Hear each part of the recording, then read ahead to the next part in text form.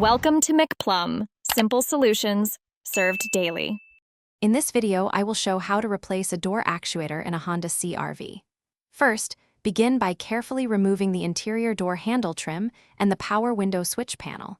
You'll typically find 1 or 2 screws hidden beneath these.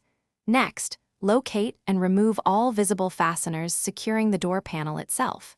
Use a trim removal tool to gently pry the panel away from the door frame, releasing the clips.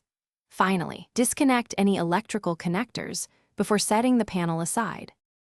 With the door panel removed, carefully peel back the plastic moisture barrier to gain access to the inner workings of the door. You'll see the door actuator assembly, which is typically integrated with the door latch mechanism.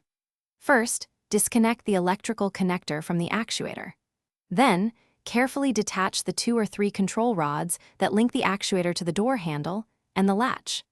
These often have small plastic clips that need to be rotated or popped off. Now it's time to remove the old actuator. You'll typically find 3 or 4 mounting screws or bolts securing it to the door frame. Once these are removed, carefully maneuver the old actuator out of the door cavity.